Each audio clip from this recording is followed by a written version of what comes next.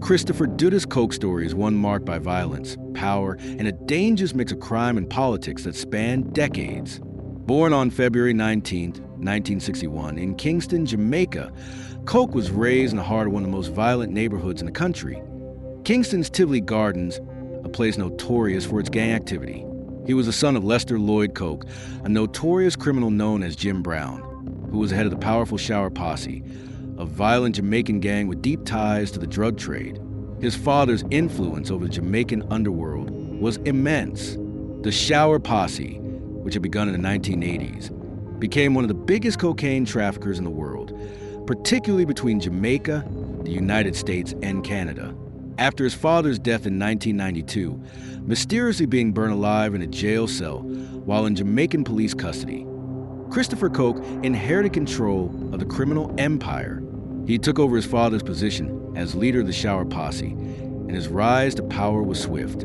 Coke was able to establish connections with powerful drug cartels, particularly the Medellin cartel. These links helped him expand his operations, making him an influential figure in the global drug trade.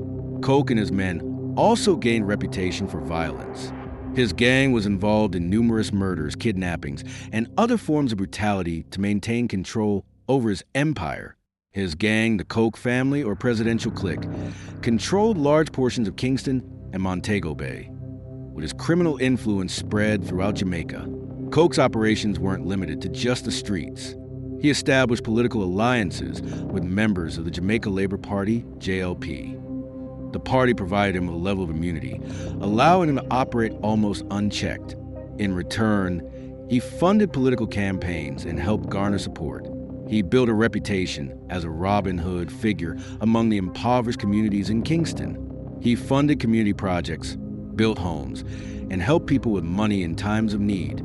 Coke promoted the famous Champions in Action concert under his presidential clique banner. However, Coke's downfall came when the United States government sought his extradition on charges of drug trafficking, money laundering, and racketeering. By 2009, the U.S. had gathered enough evidence to charge him and pushed for his extradition. In May 2010, Jamaican authorities, under intense pressure from the U.S., attempted to arrest Coke. This led to widespread violence and armed clashes between Coke supporters and the Jamaican military.